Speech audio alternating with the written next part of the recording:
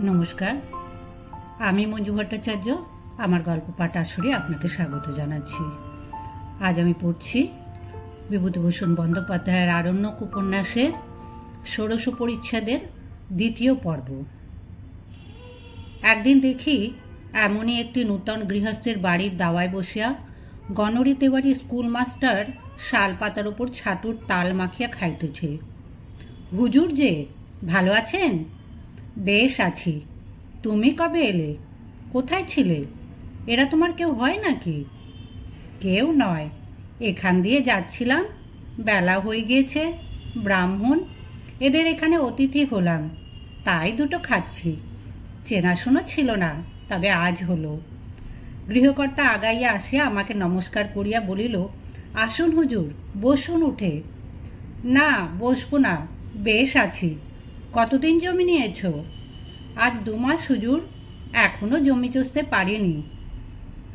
গণরী তেওয়ারিকে একটি ছোট মেয়ে আসিয়া কয়েকটি কাঁচা লঙ্কা দিয়া গেল। সে খাইতেছে কলাইয়ের ছাতু, নুন ও লঙ্কা। ছাতুর যে বিরাট তাল শীর্ণ গণরী তেওয়ারির পেটে কোথায় ঢুকিবে বোঝা কঠিন। গণরী খাঁটি ভবঘুরে।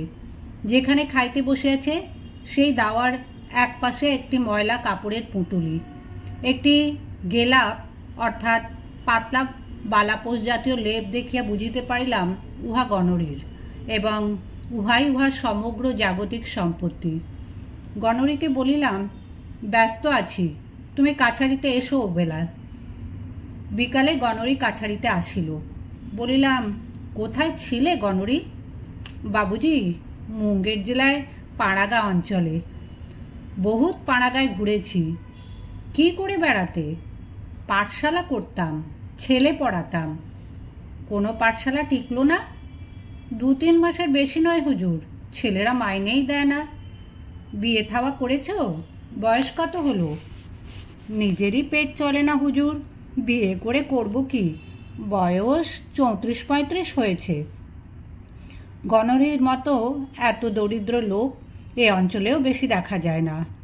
মনে পড়িল গণরী একবার বিনা নিমন্ত্রণে ভাত খাইতে আমার কাছারিতে আসিয়াছিল, প্রথম যেবার এখানে আসি। বর্তমানে বোধ হয় কতকাল সে ভাত খাইতে পায় নাই।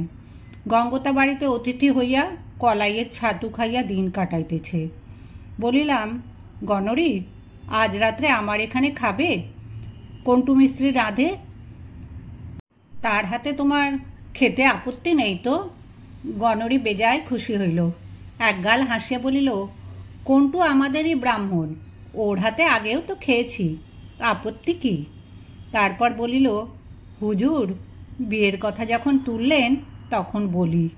8 বছর শ্রাবণ মাসে একটা গাঁয়ে পাঠশালা খুললাম। গাঁয়ে এক ঘর আমাদেরই ব্রাহ্মণ ছিল, তার বাড়িতে থাকি।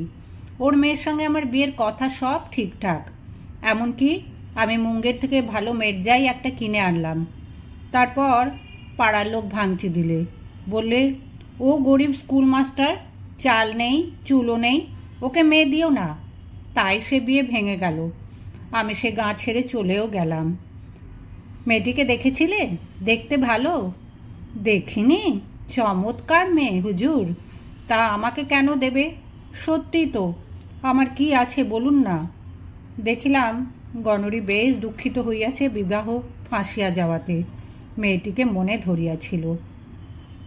তারপর অনেকক্ষণ বসিয়া সে গল্প করিল। তাহার কথা শুনিয়া মনে হইল জীবন তাহাকে কোনো জিনিস দেয় নাই। গ্রাম হইতে গ্রামান্তরে ফিরিয়াছে 2টি পেটের ভাতের জন্য, তাও জোটাইতে পারে নাই। গাঙ্গতাদের দুয়ারে ঘুরিয়াই অর্ধেক জীবন কাটাইয়া দিল। বলিল, অনেক দিন পরে তাই লবটুলিয়াতে এলাম। এখানে অনেক নতুন বস্তি হয়েছে শুনেছিলাম, সে জঙ্গলমহল আর নেই। এখানে যদি একটা পাঠশালা খুলি, তাই এলাম। চলবে না? কি বলেন হুজুর? তখনই মনে মনে ভাবিলাম, এখানে একটা পাঠশালা করিয়া দিয়া গণরীকে রাখিয়া দিব। এতগুলি ছোট ছোট ছেলে মেয়ে আমার মহালে নব আগন্তুক, তাহাদের শিক্ষার একটা ব্যবস্থা করা আমারই কর্তব্য। দেখি কি করা যায়।